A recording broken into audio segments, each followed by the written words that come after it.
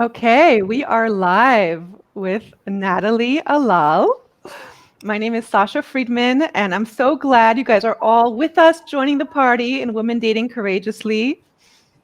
I'm a dating coach at Happily Even After, and I have to now show you my beautiful banner that I made.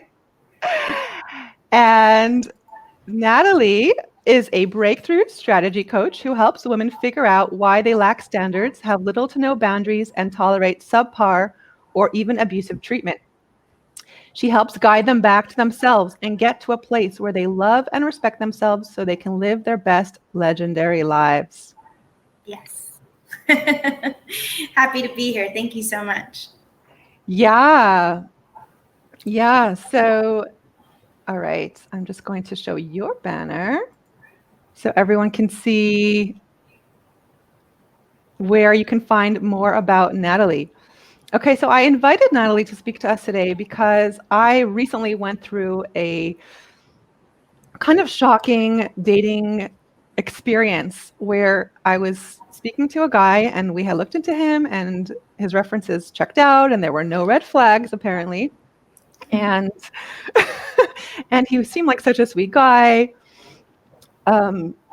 And he told me a whole story about how he had been in an abusive relationship with his ex for many years. And I really felt for him. And I felt bad for him. And here's this poor guy and he seemed so sweet. And then over the course of us talking together, and he was already making a ticket to come see me. So things were kind of moving fast. And then we found out some more information about him from various people.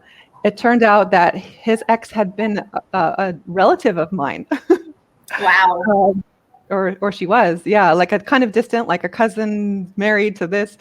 But because we had this family connection, we got a lot more information about him. And even with that information, I said, no, that you don't understand. He was in an abusive relationship and it was all his ex and she lied about him. Poor guy. Like, you don't know the whole story. I was still defending him, even getting information from people who loved me. And I had multiple people. I had a friend call me from Israel and say, I know the guy. I like the guy, but I would do anything it takes to stop you from marrying him. Like once I started getting multiple people coming out of the woodwork and we started doing more research and looking into, speaking to the mediator who was involved in the divorce. And she was saying like, this guy is like a classic narcissist. Once I started getting information from everybody, I realized it was me. I was the one who had been sucked into his story and really felt for him. And I was like, how could this have happened to me, right? Like, I should be a little bit more aware. So Natalie has graciously agreed to do this interview because she has a lot of experience and has done a lot of research. Yes. It's all part of the journey. My philosophy is everything we've been through is there to help us become stronger people and also allow us to help others. 100%. So as much as it totally sucks to be through what we've been through, it's part of the journey. So with that being said, Natalie, Thank you. Yes. Yeah. So unfortunately, I do have a lot of experience with narcissists. I grew up with someone in my family that was a narcissist. So even as a child, I grew up with those kinds of grandiose, all about me, my way or the highway type of attitude. And then I started dating them and not realizing why I kept falling victim to these types of people. And really, it has nothing to do with you thinking that you're at fault or you're some victim, but really it's knowing it's a lack of awareness, a lack of boundaries that really come into play. Narcissists have the tendency to know exactly what you're looking for, who you want to be with, and they know how to play that character to a T to grab you in. And it's just a matter of being knowledgeable about what happens when you're involved with a narcissist to know that that's even happening, to be able to identify that that's what kind of relationship you're in. So it took me a long time. I got involved in a relationship with someone who was a narcissist. And even at some point in the relationship, he kind of joked about being a little narcissistic himself. And the truth of the matter is we all are a little narcissistic. It's just a matter of how far we go on that spectrum, right? Because we all do have an ego. We all do have this pride within us of who we are. And this confidence is just, are we using that to manipulate people and take advantage of people or not? So there are two types of things that we look at when we're talking about a narcissist. A narcissist can either be someone with tendencies of character traits or actually be diagnosed with the narcissistic personality disorder, which is a real mental illness disorder. But usually, in general, that's about 10% of the population, and that's most likely because even those with tendencies to be narcissistic, they're not going to go and get diagnosed for it. So it could be much higher. It's just a matter of, are you going to a psychiatrist to get that diagnosis? And if you're feeling full of yourself, the likelihood of that happening is very low. So narcissists usually have a strong sense of self-importance. They're very much in desperate need to have this constant admiration and affirmation. They want to be admired and envied. And they have an inability to feel empathy for anyone else. They're very egocentric. Anybody that doesn't abide by their way of wanting to live, their type of relationship, they do tend to be very demanding, controlling, and critical of their partners. And they're known to have a know-it-all type of attitude to life. They have this persona of amazing, personality and high self-esteem, very prideful, very confident. But if you really look deep within them, and I'm sure in your own relationship and communications with him, they actually have a very low self-esteem and major feelings of inadequacies. They just use that as a mask to look healthier and really get you. Like, this guy has gone through so much. The best is when they tell you this story of, I myself was the victim, but look at me, I'm the hero now. So that's really big. So according to the DSM-5, which is the Diagnostic and Statistical Manual of Mental Disorders, some of their personality disorder traits that you would notice in someone that is diagnosed with it is arrogance and expectations of unreasonable advantages or favors, fantasies of success, fame, or power, deep sense of superiority and always looking at the other as mediocre or not even anything relating to their status in life, feelings of jealousy and envy, very hypersensitive to insults, whether real or imagined, and an inability to acknowledge or empathize with the feelings and needs of others. So it's a little scary to know that we can get stuck and caught up in this. So some of the characteristics that all narcissists, whether diagnosed or not, they have an exaggeration of self-importance and achievement. So what does that mean? Let's say they have, a regular medium type of level job, but they'll claim in how they describe that without them, the place would fall apart. So it's all about them. They're the best at everything. They can accomplish it all. And a lot of the times when you hear their stories, it sounds so true because of the way that they depict it. But really, there's no evidence to prove that it's actually the way it is. A lot of times, go ahead. I had an experience with someone that I didn't actually date him in the past, but I fell for him very, very hard. And right. it was like my greatest heartbreak story with someone who was, I believe he love bombed me, which you'll probably go into, really making me, feel great about myself and that I was special. And he would say these like things that would, really intense things. Like, I know I'll always be in your life. I know you'll always be number one on my speed dial. He would say these, like, I really felt like this was my soulmate. And it was just so interesting. Like, he had literally written a book about his life story. Wow. Where he was the victim in a sense, of his life story, but also the hero. Like he talked 100%. about how he had saved people's lives in Textbook. multiple ways. Yeah, like he had worked. I don't want to go into in too much detail because I try not to identify people specifically, but it was just so classic. Like, could you get more Right. fitting the bill of More narcissism? narcissistic, for You sure. know, right? So that kind of happened to me too when I was first starting to talk to the guy that I dated for so long.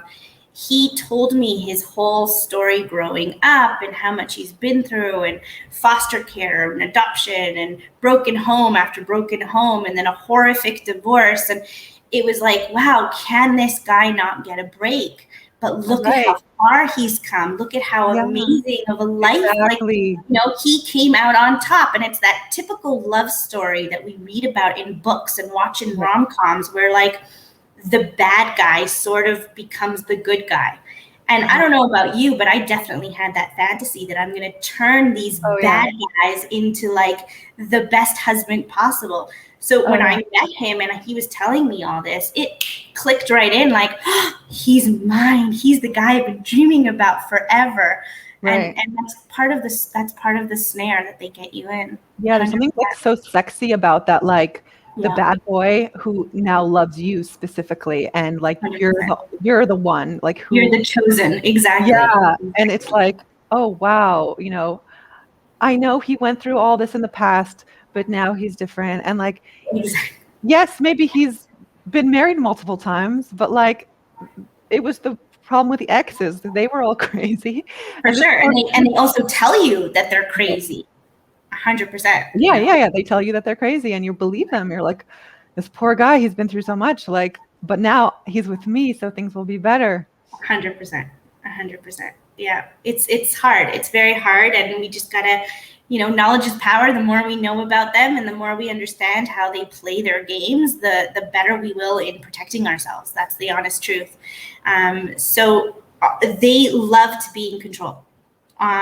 They want to feel like they're the most important person in the room, the most important person in the relationship, and they're going to do anything and everything in their power to do that.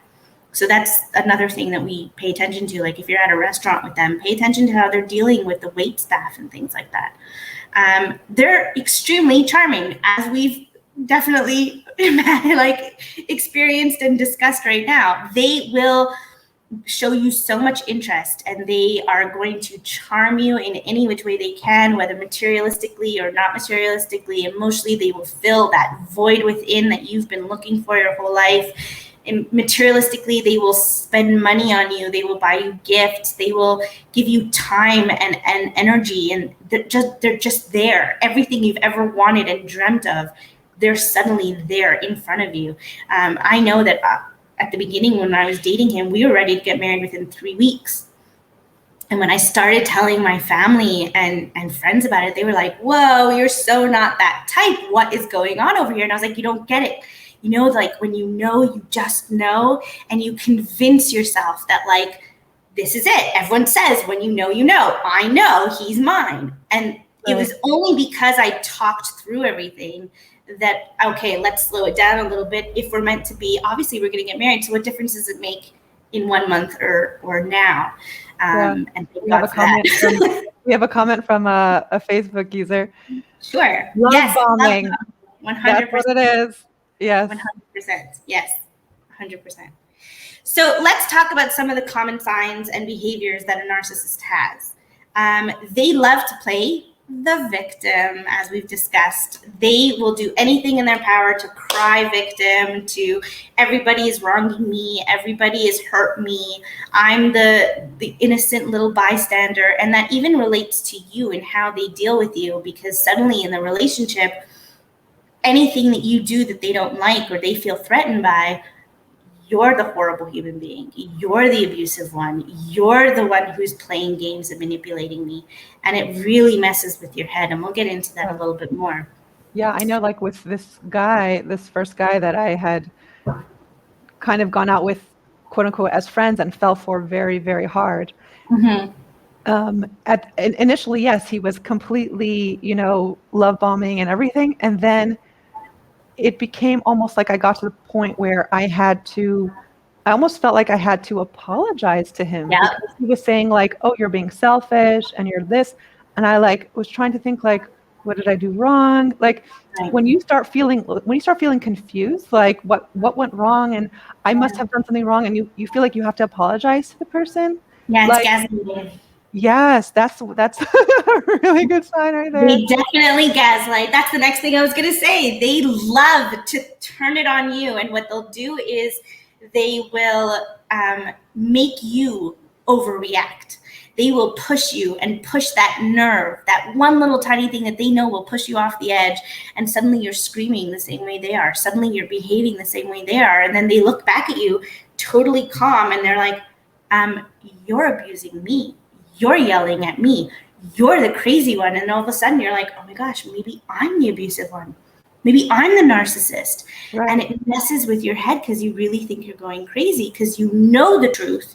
You know what you're feeling, but he's telling you you're wrong.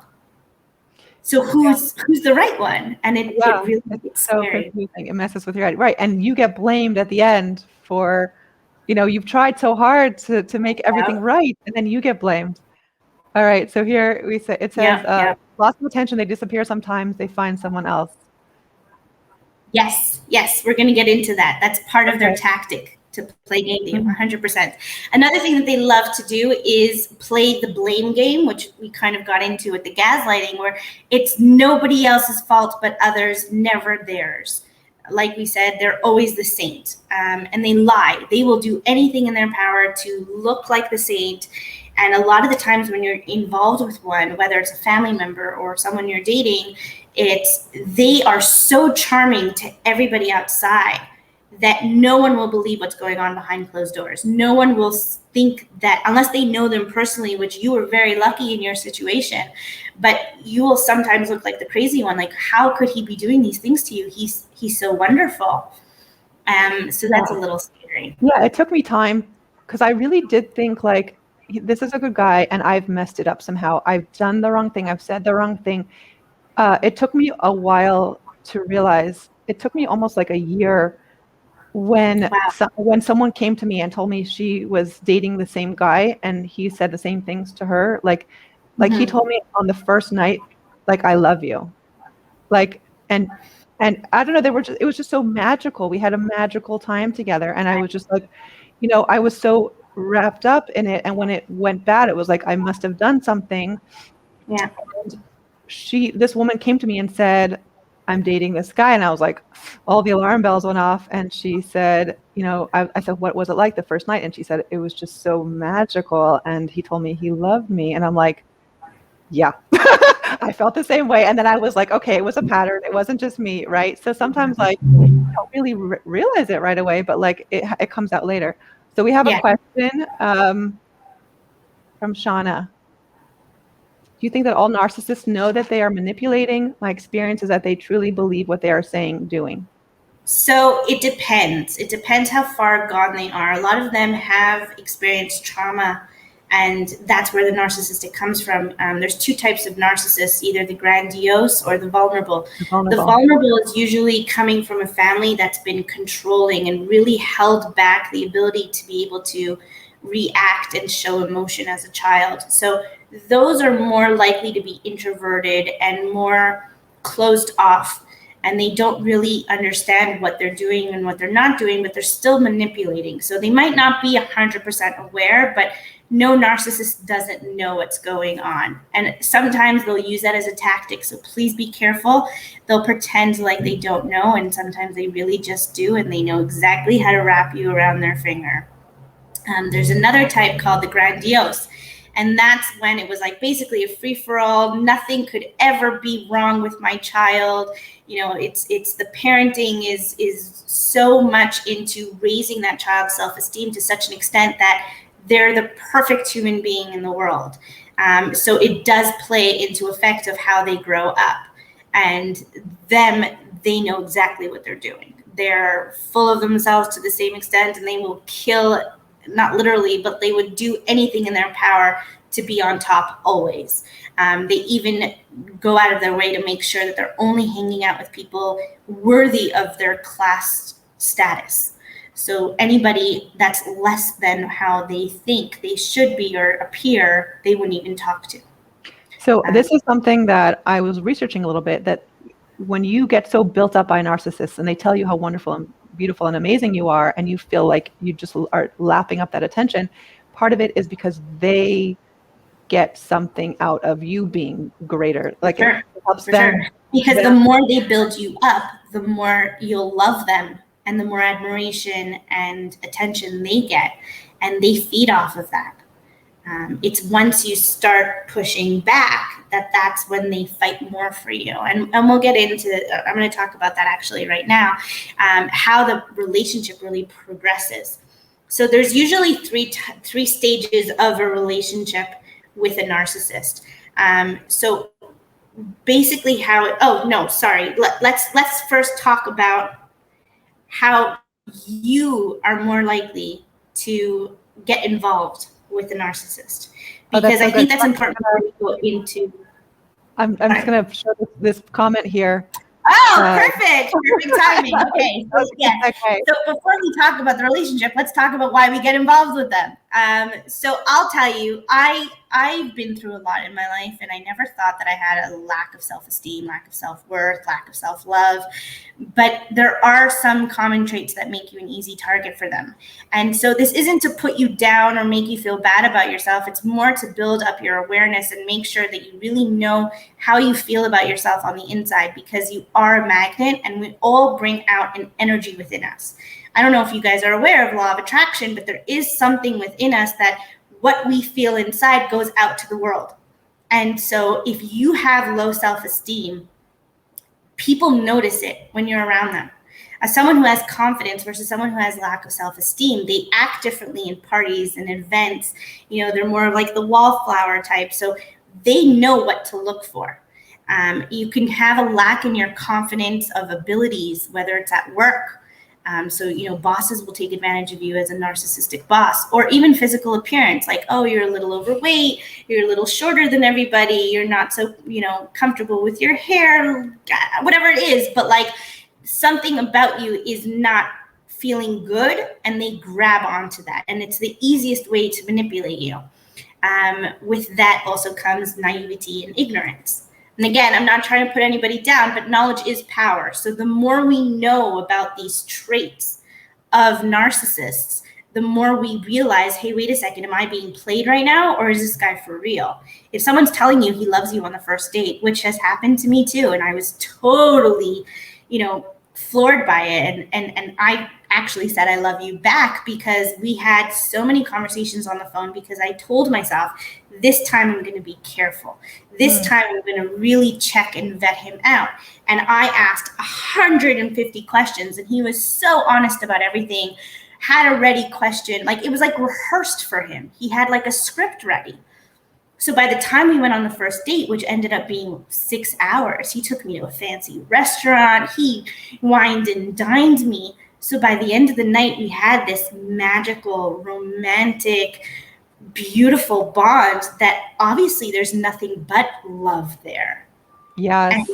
And so, knowledge is power. You have to realize, hey, wait a second. Is it possible to fall in love with a person on the first date? And there is this infatuation, of course, and there is that excitement, but love?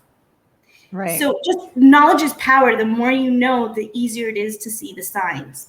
Yeah, I would say something similar with me and this guy, that like we had a relationship, texting on the phone beforehand. So I did think there was like this emotional connection already, and I didn't say I love you back. I remember I just said, are you sure? When I love you? And he's like, yes. You're smarter than me. But I guess not, because he was like, yeah, and it felt so good. And I think a few days later, I did tell him back that I loved him, and he quickly disappeared. I mean, there's more to the story, but it was so interesting to see, how easily you can be manipulated. because it just feels so good. It feels so good to be with someone who, like, it's almost like you're in this warm sunshine. Like when that person's showering their his attention on you, and I'm saying he, because most narcissists are right. men. 75% of narcissists are men, but that doesn't mean that women can't be narcissists either. But also this group, I think, is only for women as well, right? It is for women. I just want to make that caveat that it's not all, not all the men. Really not. Definitely not. We're not against men here. There are some really good ones out there. Oh, yeah. This is not a man bashing event. It's just to be aware and to be careful of what's out there because, okay, I'm just going to show this comment from Shauna. Yep. 100%. Right? Yep.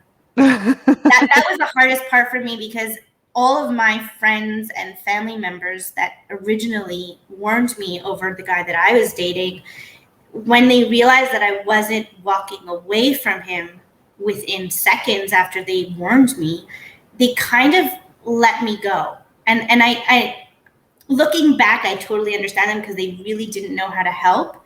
But at that point, I felt a little abandoned. And also, we'll get into that. That's part of their game, too, where they try to isolate you as well. He did that perfectly.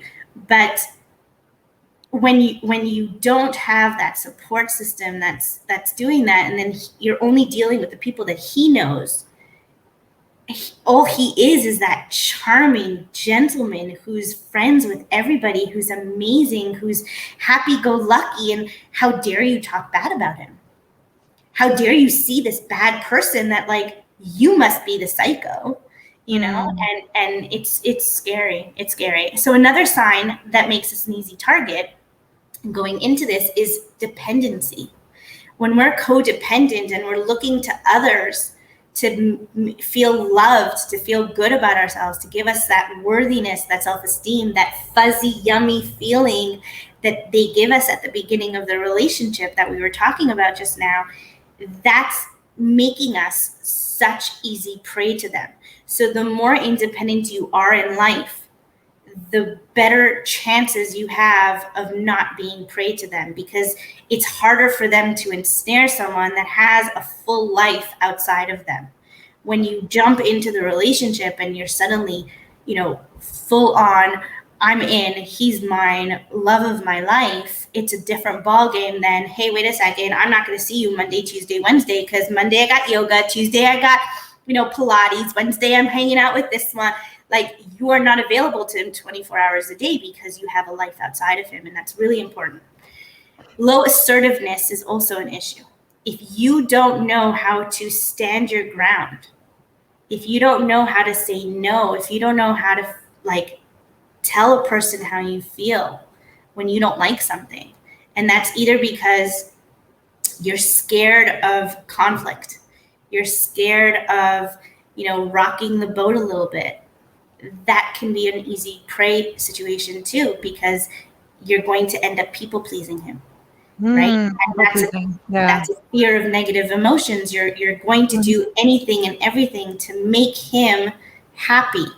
And at the end of the day, you're going to lose yourself more and more because you're constantly compromising. So really learn what you want in life, learn what's important to you, have those standards, and be able to live up to knowing that you are not going to compromise on your deal breakers, on things that aren't making you feel comfortable. Yeah, it's so important to have your boundaries and to have that self-confidence. And I love what you were saying about having a full life. Yes. And I think that's so much about what this group is about. I want everyone to be built up. Your life and your self-love is so important. For sure. And that's the best protection against narcissists, is you loving yourself and having that self-confidence and having a full and amazing life. You're not waiting for the guy to come rescue you on his white horse. As soon as you have that fantasy, you fall prey to somebody who comes in and is just like the most amazing romantic. I mean, I think a red flag, maybe I'll go into this. I think a red flag is that intense feeling of intimacy so quickly, that infatuation so quickly, when it's just like, this is the one. Like, you get so excited, and it's like, okay, hold on. As soon as your emotions come in that strongly, like take a step back, because like examine what's going on with you, right? Examine why you're 100%. falling so hard so quickly. 100%. And at the end of the day, you know, life isn't a movie. We're not going to fall in love and have our happily ever after within 20 minutes. You know, it doesn't work that way, and it shouldn't. It really, right. We would love that, wouldn't we? Yeah. But yeah, definitely. Look, I'll tell you, within the first month, I saw a lot of the signs and I was ready to walk away. And it took me 2.5 years to walk away from him. And part of the issue was also knowing how to be able to walk away, which I'm going to get into a little bit more, because I think that's important. Once you're already in the relationship, if you have someone like that in your life, there's a way to do it and there's a way not to do it. And I definitely learned the hard way. So if I could help anybody, that would be great. Another big flag. Oh, go ahead. There's just a comment here. I'll just put it up. Sure. It sometimes can be the quiet guy and doesn't come out till after. Yes, those are the vulnerable narcissists. They're more introverted and quiet, and they come off as like insecure and you know, the very, very small, quiet personality. Those are also narcissists. Yes, they're not always the life of the party. I feel like that is more subtle, and also to me a bigger draw, because it's like I want to be the one to rescue them. I want to take care of them. Like, poor guy, you know, so sweet, and the victim, and you know, and just like seems so sincere. Right. It doesn't have to be a grandiose guy who's all about ego and talking about himself. And no, and I've noticed in my own personal experiences, most of the ones that I've been involved with are vulnerable narcissists. They're not the grandiose ones. And you would think it'd be so much easier, right? And it is usually easy to spot the ones, because as soon as they walk into the room, it's like, hey, I'm here. The party can start now. But the vulnerable, quiet ones, they don't have to. They don't need to. They get you with that quietness. They get you with that, like, come talk to me and see what's wrong. Come save me. You know, come take care of me. And it's like, oh, I'm here for you. I know. It's like, I want to give you all my love and rescue you from your poor dysfunctional childhood. Exactly. I know your mother was crazy, and I know your ex did this to you. Your and dad never gave you attention. I'm going to come save you always with my love. Against you. Yep. Yep. Now, one more easy target, and then we'll move forward. And this one is a hard one to say. And I don't know if it's going to speak to anybody, but a lot of people who have greedy personalities or are very materialistic can also be an easy target for manipulation and narcissism, because they end up sticking to these partners because they're getting something out of it too. They're getting the materialism, the jewelry, the dates, the fancy meals. Sometimes they'll buy you like clothes and presents, and they'll take you on fancy vacations and Broadway shows. So if that's something that you're very into, just keep in mind to pay attention to whether or not he's playing you or not. Not to say that you can't be materialistic and enjoy the finer things in life, but it could get you in trouble. Okay, we have a question here. Sure. What's the difference between love bombing and a love addict? Ooh, that is a good question. So love bombing, I think, again, I'm not a therapist, so I apologize in advance if I'm not 100% sure on the definitions of terms. Love bombing to me is that it's really fast, really quick, really soon, but then it ends. It's like a bomb. It's like an explosion, and it goes off, and you feel this fireworks situation, but then there's an end point. Whereas a love addict, it's more the partner, not the narcissist. The love addict becomes addicted. It's like a heroin shot. So I'm going to go into this right now. When we get into a relationship with a narcissist, at the beginning of the courtship, if you like to speak, it's more about how they charm and impress you. They're going to be anything and everything you've ever dreamed of. They're going to put you on that pedestal. You are the greatest thing known to mankind that has ever been created. You are the epitome of womanhood, the epitome of sexiness and sensuality. You are the hottest thing ever made. You are the sexiest, loveliest, wonderful person. Now, you are all that. All women are that, obviously. but it's to such an extent that you're so far removed from him. He's literally worshiping you. I think it's also a problem when, well, like you touched on before, it's your own lack of self-esteem that you need his validation. Like someone else is telling you how amazing you are, and you're like lapping it up. Exactly. And that's why you lap it up, because Right. you're lacking that. Suddenly you're getting so much validation. So all this time, like if you've been single for a while and then all of a sudden you meet this guy and he's putting you up on that pedestal, worshiping the ground you walk on, kissing your feet, who wouldn't go for that? You know, it's really difficult. So he's going to be there. He's going to give you that protection that you need, that companionship, anything that will make him your ideal partner. And the way that they do this is they shower you with so much attention. They give you so much of their time, of their energy. They're willing to talk about anything and everything. They will listen to you for hours. Now, it's not just about listening to you and building that bond. He's taking inventory. He's getting information. It's a motive. He's learning all about you to be that perfect man, to make you fall so hard in love with him. That's love bombing. Now, the love addiction to me is how you react to it. It's how you're suddenly like, whew, I found him. He's here, he exists, and that butterfly feeling and that excitement, and oh my gosh, you want to stay with him 24 hours a day. Exactly. You know, all you want to do is move in and forget the chuppah, forget the wedding, forget everything. Let's just get this done. Yeah, right. It is very addicting. It's such a beautiful feeling. Yeah. And then when you realize it's fake, that's the hard part. When you like, so that's the next part. That's the next part. So once so even though he's doing all these things, you are going to have little disagreements. He's not going to be the perfect man. And I want to make that very clear, because a lot of people think, oh, he's only a narcissist if he's perfect, and then it goes the 180. No. You're going to have these little tiny arguments. And he's going to show you that he's stubborn and that he does hold his ground. And you're going to respect him more for it because, oh, he's a man. He's got a backbone. He's got, excuse the vulgarity, but like he's got balls, you know? He's not going to be a pushover and have a woman walk all over him. Yeah, that's if you're very feminine, right? If you're very feminine, you're going to be really attracted to that manly, strong personality. Oh, yeah. And then slowly but surely, he's going to start twisting things around. And he's going to tell you that you're misunderstanding things, that you're not really understanding, and it was a miscommunication. And then he got you into a relationship. So now you're in a relationship, committed to this person, head over heels with him. And then suddenly he loses interest. The worst. Suddenly he's distant. He doesn't have time for you anymore. He's so busy. He's stressed at work. Nothing you do is going to be good enough.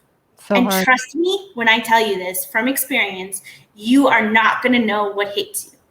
Right. Not at all. And it's like a heroin addict. Suddenly someone took away your drug. And even if you don't have an addictive personality, you're going to fall for it, because I don't have an addictive personality. But when that happened to me, all of a sudden I was like you said, what did I do wrong? Right. What did I do wrong? What did I say? How did I dress? How did I act? And you will do everything in your power to get him back to giving you that attention and that love. And the more you try, he's going to reject you more. He's going to respect you. Yeah, he's going to lack respect for you. And then you're going to feel even worse. And so when you feel even worse, you're going to distance yourself, because you're going to holler yourself back into your bed, feel sorry for yourself, feel like you ruined the relationship, and then he's going to come back. And it's going to turn into this cycle where he love bombs you, gives you attention, gets you, he goes distant. And this whole time he's manipulating you and playing you. We have a comment here just for Natalie. No, thank you, darling. You're so sweet.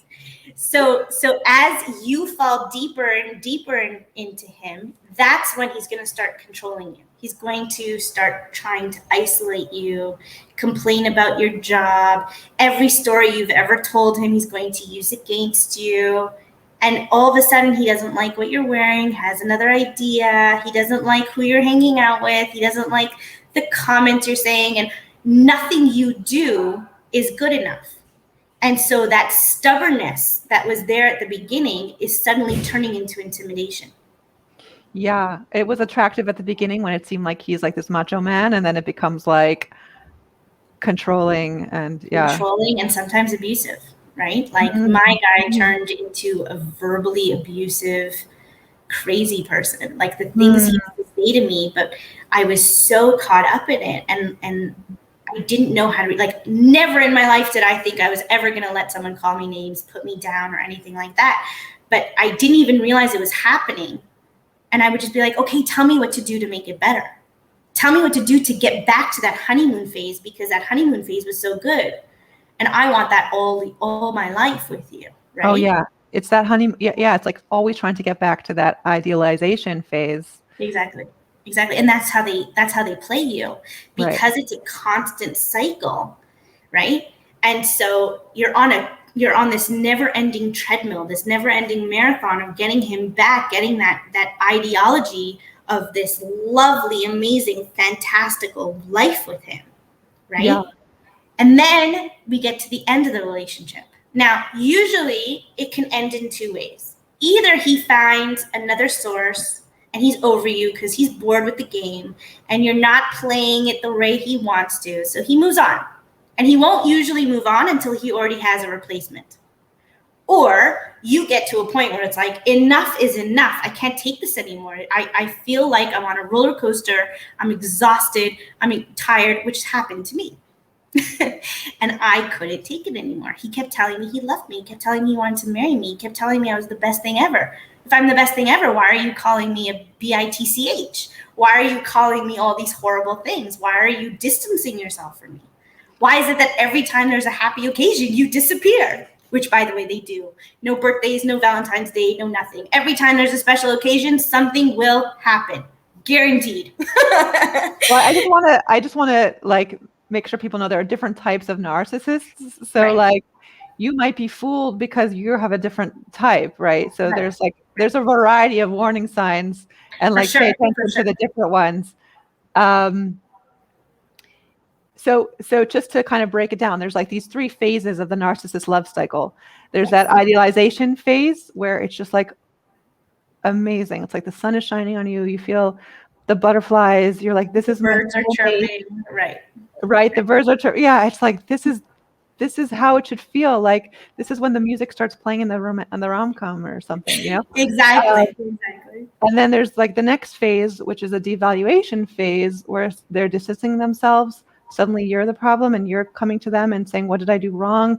They might call you selfish. There's things where you're like, okay, I did something, I said something, let me fix it. Let me get back. I want to get back to that beautiful phase. And then there's the final discard phase where they just cut you off completely. And you're like, and blame you usually, you know? Oh, you're always at fault. 100%. And you're like, oh and my also God.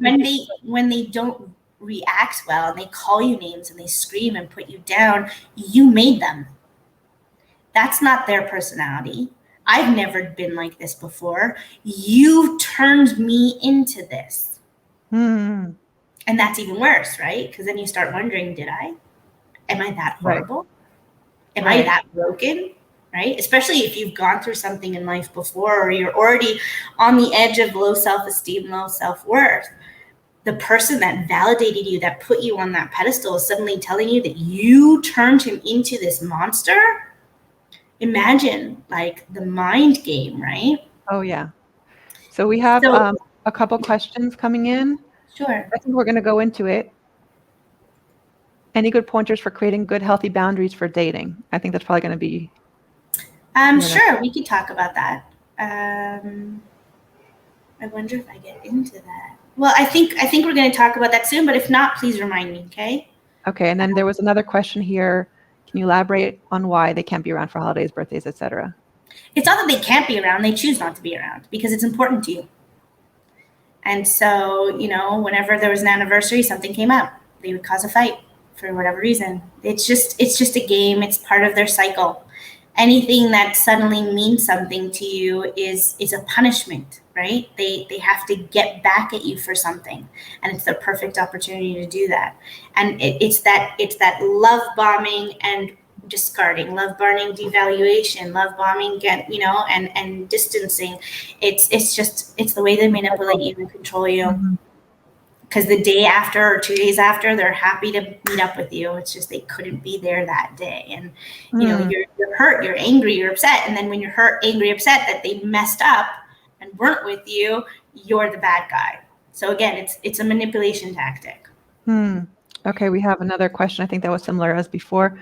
Can you talk a little more about the warning signs of a vulnerable narcissist? Would love an example. Sure.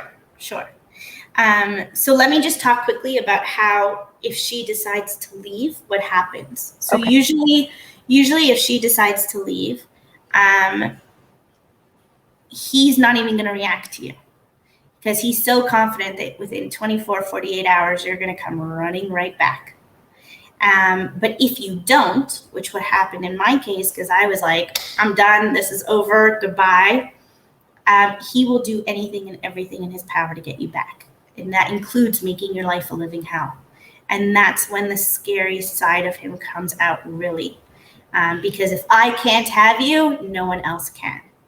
And so it's this mentality that like nothing will be off limits to him anymore, because he just lost his source of attention, of manipulation, of all this stuff. So he will use, if there's children involved, he will sometimes use them as pawns. And sometimes it will get to the extent of abuse, where he'll hit you, or even sexual abuse if that's part of your relationship. So it's very, very scary, and how to deal with that. And we can go into how to really leave, because the best thing you can do is to not run away, not end it so drastically of saying it's over, goodbye, like a normal relationship, right? They can't handle the real goodbye endings type of thing. What you do is you just kind of stop entertaining them, and slowly but surely just disengage, and whatever. And then eventually it'll just be over. And it took me a really long time to figure that out. And many books and many research. But yeah, it's hard. And even then they still try. So be careful. Okay. So how do we know if we're involved with one? So even a vulnerable narcissist, and I hope this answers your question, see how he responds when someone shows them that they don't like him. Because a healthy, confident person will look at someone that doesn't like him or doesn't behave nicely to him and evaluate whether or not it's worth confronting the person, whether reacting to that person or whatever. A narcissist will retaliate every single time. Because how dare anybody not like me?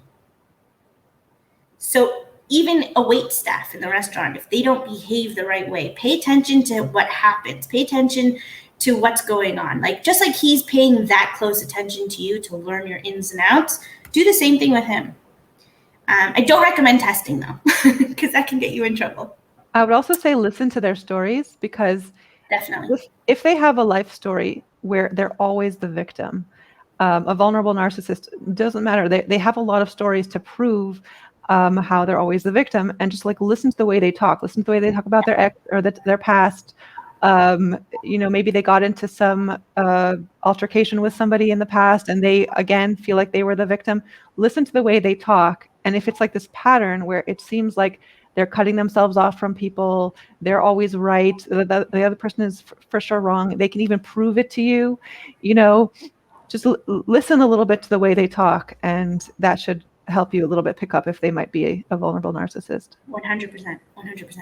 Also, the rushing into the relationship, right? Like, you're the one for me, you're my wife, you're the person I dreamt of. This whole idea that you're it so fast into the relationship and bringing it up in conversations.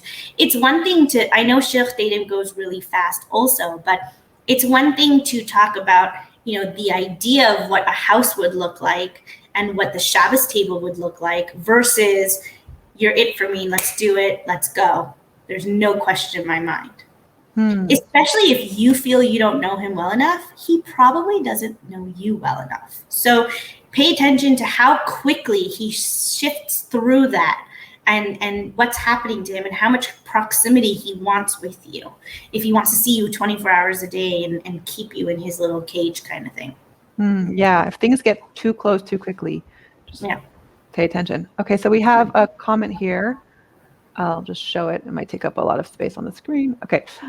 I was told that there are 4 kinds of narcissists. Of course, I had no idea while I was married for almost 30 years. Would love to hear your take on these. You mentioned grandiose and covert, but what about communal and malignant? Oh, I don't really know about those two. I could look into them and definitely get back to you about them. Yeah, I'm not even going to try to comment on that. I apologize. And I'm sorry that you were married to someone for so long that did that to you. So isn't that crazy? All these different kinds of crazy out there. Yeah. You just have to be careful. Well, that was my next thing. Like any form of abuse whatsoever, any verbal, physical, sexual, any type of controlling or manipulation, please, please, please walk away, seek help, and do not do it alone. And it doesn't make a difference if everybody has isolated you or he's isolated you. Even go to strangers if you have to. Like there's so many ways to get help today. Call a crisis line. There's WhatsApp and text messages that you can send to people and they will be there for you. Do not be alone. It's detrimental to your safety. Yeah. Okay. So which goes to the next thing. If he tries to isolate you, that's a huge sign that he's a narcissist, whether any of those 4, right?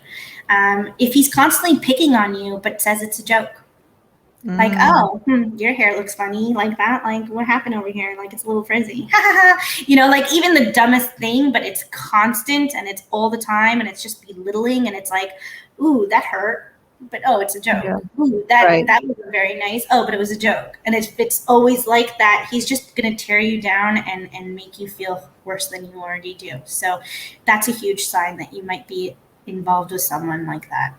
Yeah. Oh, here's another question. Sure. What about when they do marry you and have kids with you? Do they do this for the kids on purpose? Are they conscious of this? I personally think they are. I really do. Again, I'm not a therapist, so there's only so much knowledge I can answer on this. When you are in love and it's hard to walk away, there are ways of dealing with the narcissist. Some of them are open to getting therapy. And we can definitely talk about it. So let's say you're already in love, it's hard to leave, or you have a family together. How do you do it? So I want to make it clear that every single part of us have a little bit of narcissism in us. The reason why it's so difficult to know to the extent of which someone is a narcissist is only if you know them better. So obviously, if you're married, you really know them better than anybody on the outside. So it doesn't necessarily mean that you can't be in love or be in a relationship with someone that is a narcissist, because they do have great things about them, right? If they didn't, you wouldn't stay as long as you do. They're great personalities. They could be very loving. They could be very caring. They could have an amazing, potential.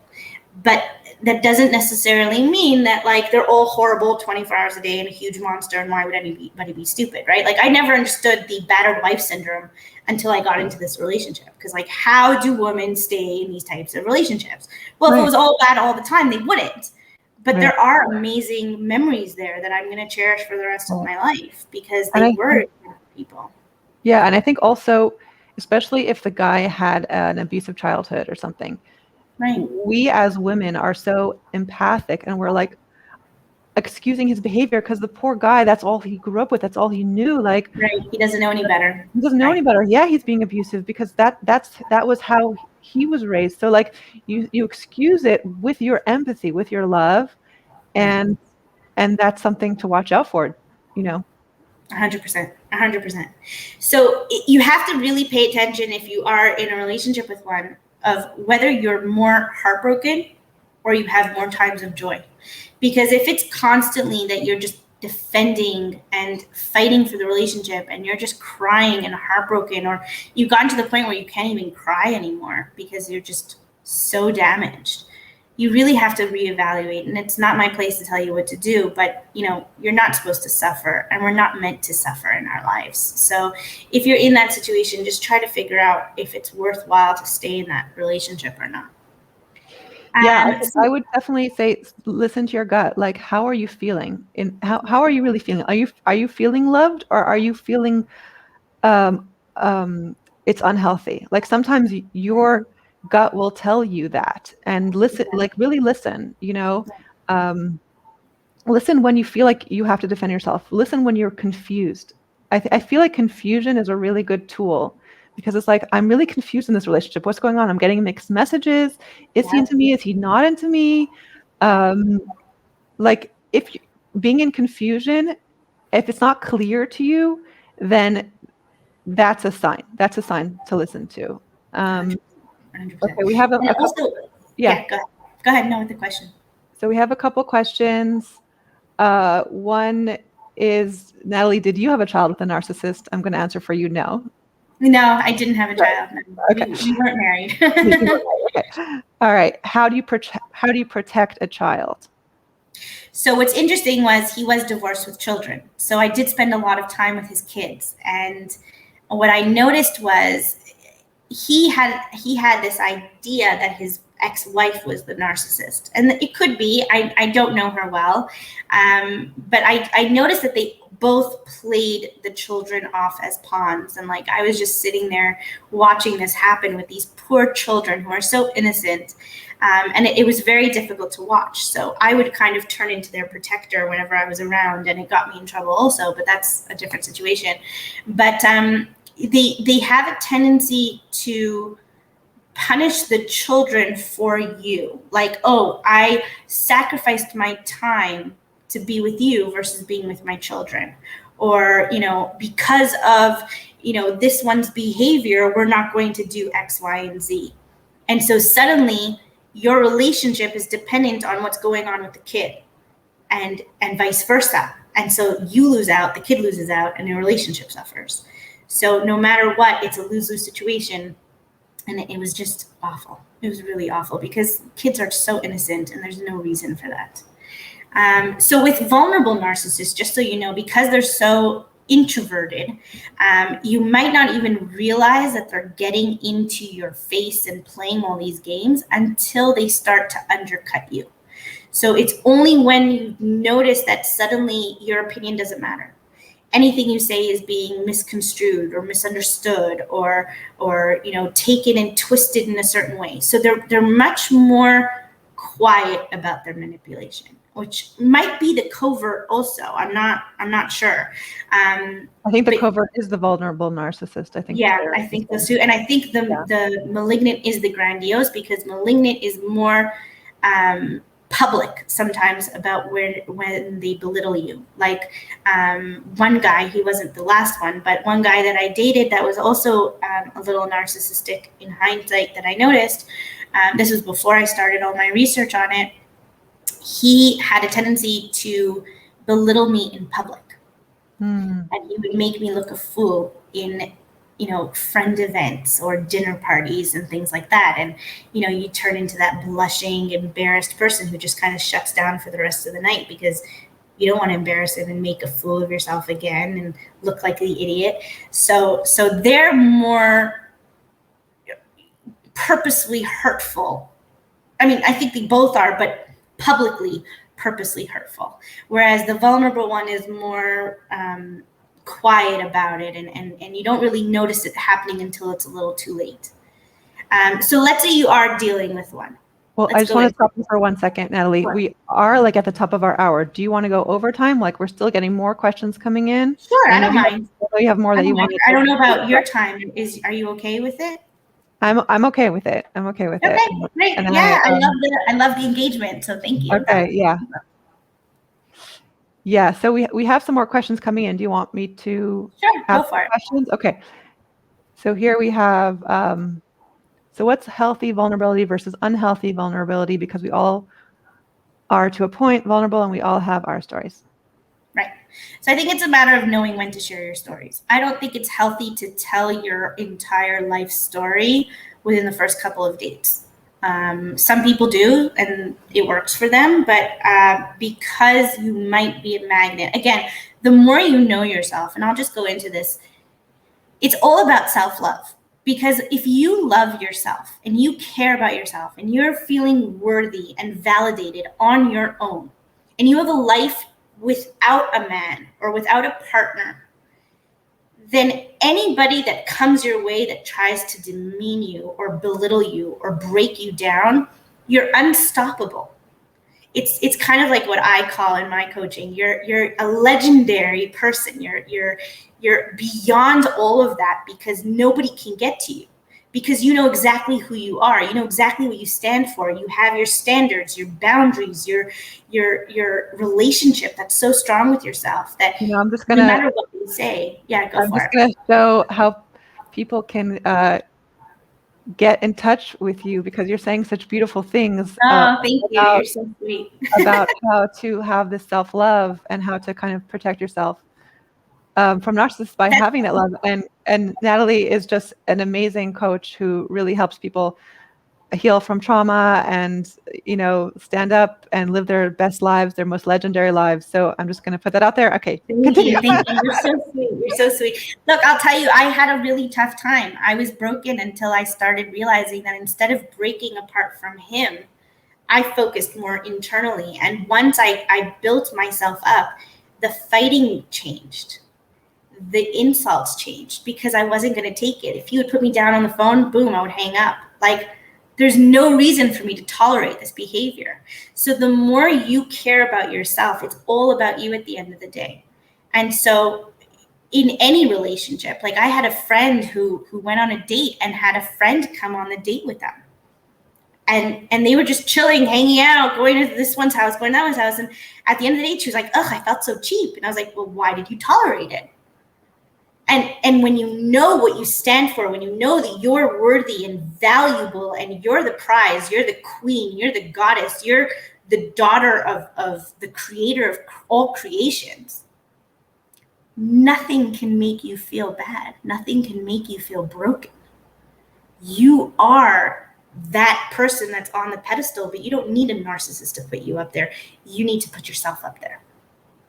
So important. And it's such a big part of this group, Women Dating Courageously. It's such a message that I want everyone to get. Thank you, Natalie, for saying that. For sure. It's like you give yourself the love. You give yourself the love. Everything you want from someone else, you need to give it to yourself, because when you give it to yourself, you'll be able to receive it in a healthy way. 100%. 100%. And the more you give yourself love, you also know what kind of love you need. What kind of love is important to you, right?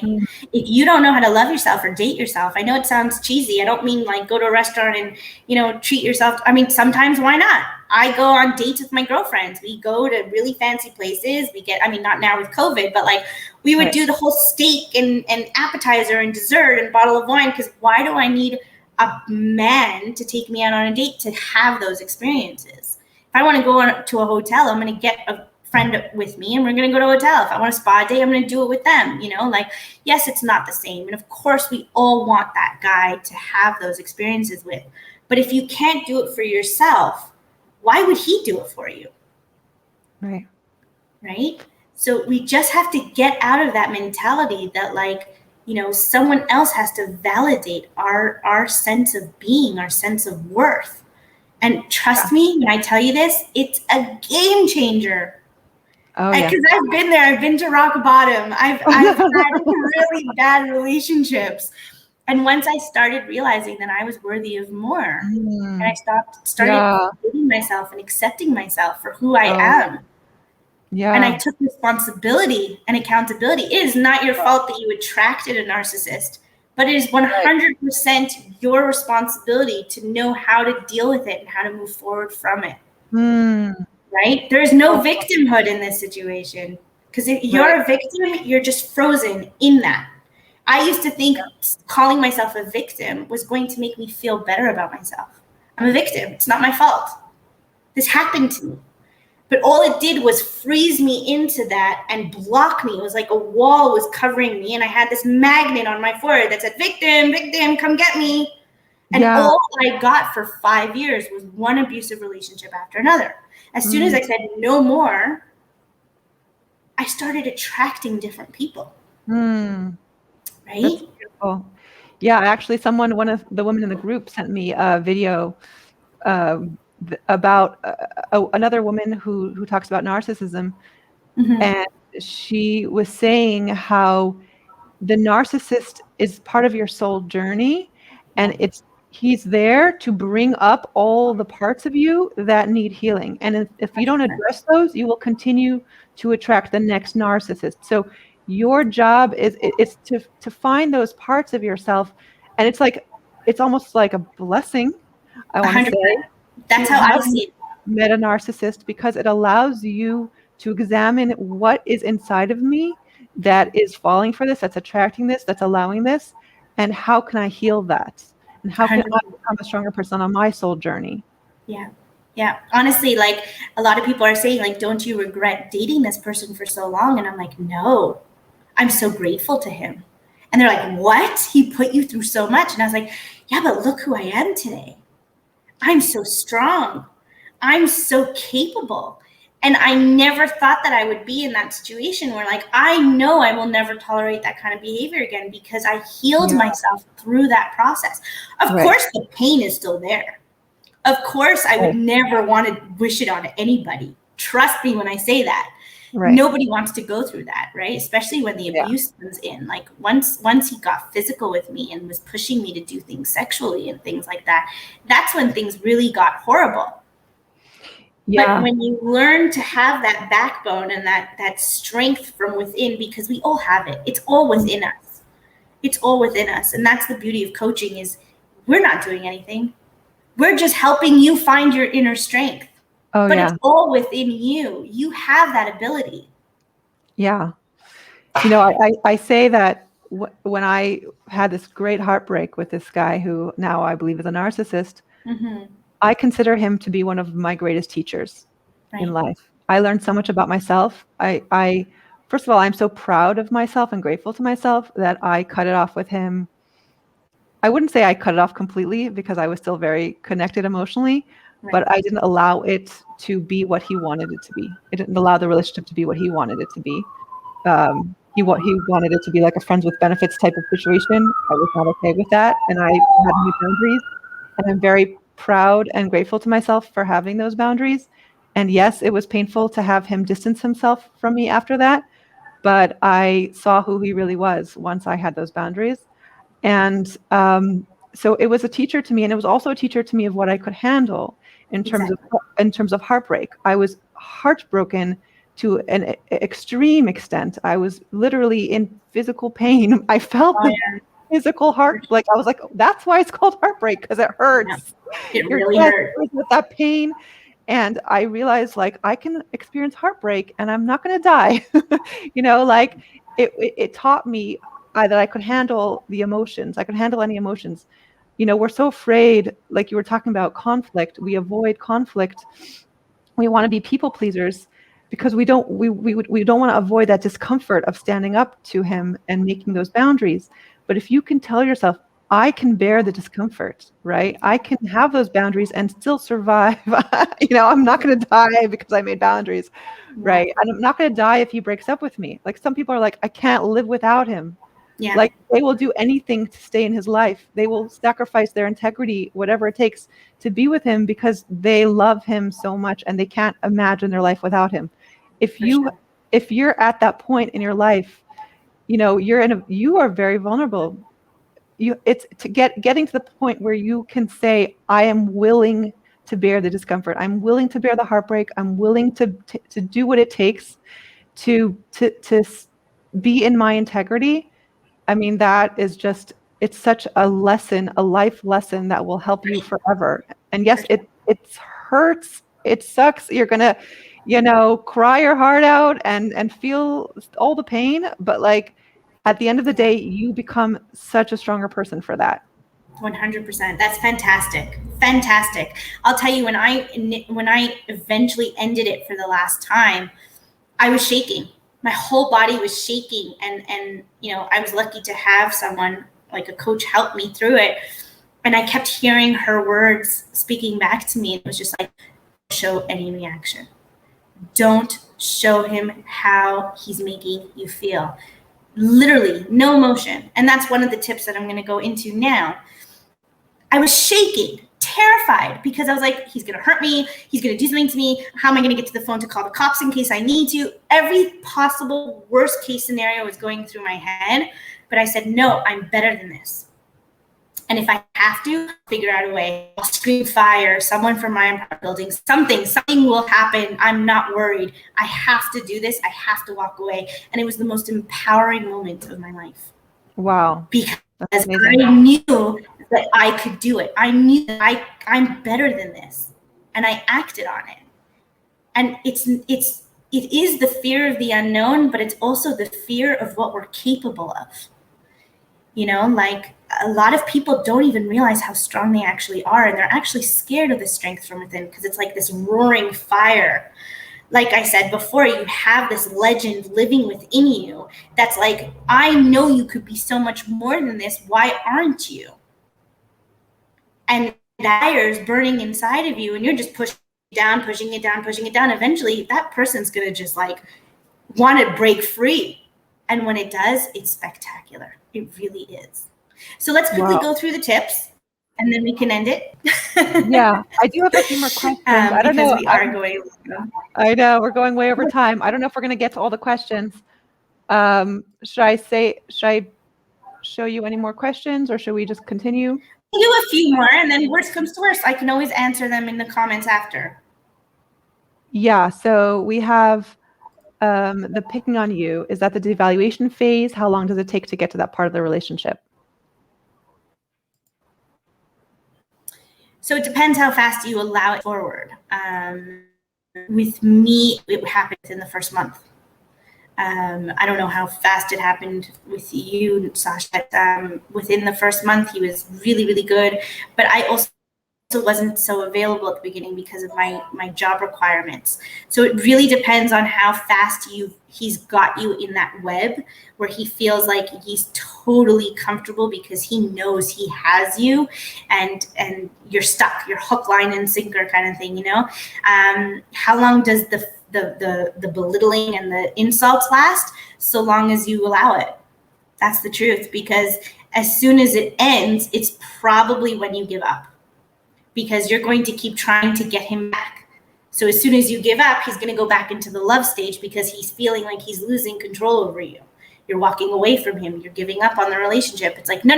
Here you go. Here's another shot of heroin. Here's some cocaine and ecstasy for you. Yay, love! Right? And then as soon as you do again, it starts again. And it's a revolving door. It's a revolving door. All right. And then... I also want to address this question that we had before. I want to just add something. We're talking about what's healthy vulnerability versus unhealthy vulnerability. Yes. My take on it, I just want to go back to that, is we all want to share our stories. We all have stories, and sometimes we legitimately feel like we were wronged, and we want to let someone know that, right? I would say listen to the way people talk, because if they're kind of obsessed with their story, and it's a continuous. They're continuously telling you more details about their story and how they were wronged and this were wrong and they were wronged in this situation and that situation. Like if it's kind of is their whole theme of their life story, that's when you start wondering, you know, about their vulnerability, because it's becoming like their theme of their life story. Or I also feel like if they feel like such a victim that they're reliving something that happened 20 years ago with the same emotion, you know, as if it just happened. You know, they haven't let it go yet. Yeah. They're still like so upset over something that happened 20 years ago that their mother-in-law was supposed to help support them after they got married and just didn't do it, or whatever it was, like, and you hear them and it's like you're still like so emotionally charged by this story. That's something I think a key there. Like I might be able to tell my story, but I say it with a little bit more detachment. Yeah, I had a story with my ex. I do feel like he was the problem. I understand now that, you know, there are things I could have done differently, etc. But I can say it with detachment. When somebody is so like, you know, attached to their story, I think that experience. Yeah. Yeah, for sure. Totally agree with you. Yeah. Okay. And so here's some tips. Oh, sorry. You have another question? Yes. How does one heal from this? Can one realistically get remarried? Oh, get happily remarried? 100%. 100%. So you heal by loving yourself. You heal by realizing that it's not your fault, and you forgive yourself and you forgive him, because at the end of the day, or her, whoever it is that you're involved with that's a narcissist, at the end of the day, we're all complex beings. We're not two-dimensional, we're three-dimensional. So even if he did it on purpose, even if he's the most abusive, horrible human being on the planet, he's still human. And he's still trying to the best of his ability, right? So if you're able to look past all that pain and all that hurt, at least in my opinion, that's what helped me, is I was able to just see him for who he was, a flawed human being. And I stopped thinking that he was doing everything just to hurt me. Like, because there were so many good times. Again, we were dating for 2.5 years. Of course, there were certain things that I'll never forgive him for. I put that in quotes because I do forgive him for everything. But I won't forget them, which will make me not get back together. If you forget and forgive, you get back together. But if you forgive but don't forget, you have that strength in you to be able to move on. And really not just him, but forgive yourself. Because a lot of times I've noticed with people that in their abusive relationships, they're not capable of looking at themselves and saying, how could you do this to yourself? How could you fall for it? You know? Judging yourself.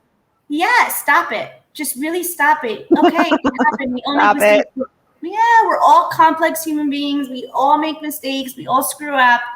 Get over it. You know, like at the beginning, I was like, oh my God, you're so stupid. You became your mother. You know, like, what is going on over here? And Yeah. I caught myself. And I was like, self-compassion is really the key. Self-compassion. 100%. And really just learn to accept you. Accept yourself. It's like, you can just tell yourself, of course you fell for this guy. He made you feel so special, and you wanted that, and you needed that, and it was amazing. Like, of course. And of course it hurts. And, you know. And realize that it can happen to anybody. It really could. Yes. You know, when Sasha first told me that, you know, she met someone like that, I was like, no way, not possible. I know. I mean, it's funny, you know, it's fun. It's funny in retrospect. And I'm glad both of those relationships didn't progress very far. And I do think that part of it is my emotional health. And I wish that for everyone. And I want to give that to everyone, is that, you know, to be able to stop things quickly and get out of things quickly, and not to fault yourself for what you've been through, you know, and what you've put up with so far, but moving forward, what are we going to do? So I don't want to keep you too long. You've given us so much of your time, Natalie. Natalie's in Israel right now, so it's late for her. It's early for me here in California. I'm gonna let's quickly do the tips on how to deal with a narcissist. Yeah. And then we'll end it. Okay. And then any other questions or comments, I'm happy to go back into the group and respond to them that way. Sure. Or they can get in touch with me personally, whatever makes them feel more comfortable. So, and the first thing I would tell you is, when you get annoyed with them, accept the fact that you're annoyed with them, but stop trying to outshine them. Stop trying to put them in their place, because they're going to just become frustrated and annoyed, and things will escalate. So accept it within yourself. Realize that you know exactly what the truth is, but it's not a matter of like proving them wrong anymore. Okay, because that's the first tip. You don't want to escalate for no reason. You got to kind of pick your battle, so to speak. The second thing I would say is, they are sneaky. They are going to undermine you and undercut you. They are going to, you know, stir the pot a little bit and try to question your authority, but realize that they're just as insecure, if not more. Remember, narcissists, whether they're vulnerable narcissists or grandiose narcissists, they have this persona of confidence, of self-esteem, but they have the lowest self-esteem. They are the most insecure people in the world. They have absolute no self-worth. So when you realize that all you really see is this poor fellow, right? And so once you realize that, you're not going to get as upset. You're just like, oh, poor guy. He doesn't know any better. He doesn't know anything, you know, but don't give them too much reassurance. Don't build up their self-esteem too much, because that's just going to fan their ego. And again, they're going to get into that persona even more. So Another thing. Oh, definitely. So not just praising them too much and building them up. Don't praise others too much in their presence, because then it turns into this, like, who's going to be better than her? How am I going to show him up? And then they turn just vindictive and spiteful and will become really defensive, and their narcissistic personality is just going to attack and go straight for the jugular, literally. Okay, so be careful that when you're praising someone else in their presence, even if it's not a guy or someone that they can see, like there's a jealousy situation, but even just like, my colleague, did X, Y, and Z today, and maybe he wanted to do something like that a few years ago. Like anything that'll spark anything with him. And again, the more you know him, the more you'll know what really, triggers him, so to speak. Try to be as positive as possible and don't let him get to you. Again, it's all about that self-love, right? It's all about knowing who you are separated from him. So anything that he does, don't allow him to see you suffer. Don't allow him to feel like everything he's doing is right and encouraging that behavior. When you don't react and you don't appear ruffled by him or annoyed by him, it's going to drive him crazy, but it's also going to diminish the fact he knows he can't play with you anymore. And it works. I read about it. I was like, no way, this is going to piss him off. It works because they have no idea how to handle it. Okay? So that's really important. Have a sense of humor also. Laugh at him. Not in like a obnoxious, like, oh my God, he's such an idiot way, but like just he's trying to be obnoxious. Calls bluff with a laugh or a smile. Not sarcastic. Be authentic, obviously. If you can't do it, don't do it. If you're really angered up, it's going to come out in that. But whenever you can, just laugh at the stupidity and ridiculousness of what they're doing all the time. Recognize that they have low self-esteem and feelings of inadequacy. So ask them if they want to get professional help. Some of them are open to it, okay? And that's a huge sign. If they're open to help, they might be open to change. They might be open to fixing whatever's broken inside of them. They may never get 100% fully fixed because who knows what their story is, what their background is, how much they've been through. But the fact that they're open and willing to get that help is a huge sign that maybe there's a way to fix the relationship and how he treats you. And again, we're going to talk about your independence, okay? Even if you're married to him, make sure that you have a life outside of him, and make sure that you're living a life that takes care of you, because the more you respect yourself, the more he will respect you, okay? But yeah, I think that's it. Also, always make the best decisions for you, your mental health, your well-being, especially if you have children involved. Always do what's right to protect them, especially if he has a tendency, a lot of narcissists have a tendency to take drugs or to drink alcohol also, because it's their way of dealing with their own emotional turmoil. So if they get verbally, physically abusive and there's children involved, please make sure that you take care to protect you and your loved ones. And be assertive. Take care of yourself. Stand up for yourself. Don't tolerate bad behavior, okay? It might be scary, but definitely take a stand. And if it continues, then seek help, okay? Be direct and honest and tell them that you're not going to take this kind of behavior. You are not going to tolerate this. Again, it's all about having that worthiness inside of you, okay? If you will not treat me X, Y, and Z, this will end. I will never allow you to call me X word, right?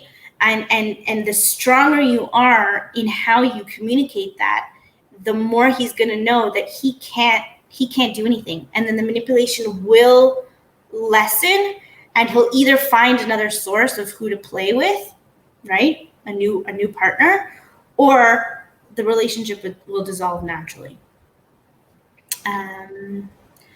And if you have met someone and after this conversation you realize that you want nothing to do with them, the best thing is avoidance. Avoidance is the best strategy, okay? The only way they get to you is through attention. and through investment, your investment. So if you're avoiding them, not answering their phone calls, going no contact, that's the way that they realize that they have nothing on you, and they can't deal with you. So they'll move on. And that's it. That's it, really. I hope I answered everybody's questions, and wow, hopefully we'll all have healthy, loving, beautiful relationships that inspire and empower us. I think, of course. Thank you. Yeah, Thank you all for being here with us. I'm just putting some comments that came in before. Thank you very, very much. So thank you so much to you, Natalie. And so if you want to get in touch with Natalie, here is her website. And she is, as you can see, a very amazing coach and has a lot of experience and personal experience, as well as experience helping others. And just get in touch with her if you are experiencing anything like this and you want to live your best life. And I will also show my website, which is happilyevenafter.co, not .com. .co. And I am a dating coach. My tagline is I help women date with clarity and confidence. So if you need clarity and confidence and you want to have your best dating life and find the love of your life, let's talk. All right. So thank you so much, Natalie. Thank you. Night. This was great. I had a great time. Thank you so much. All right. Bye, everyone. Take care. Bye.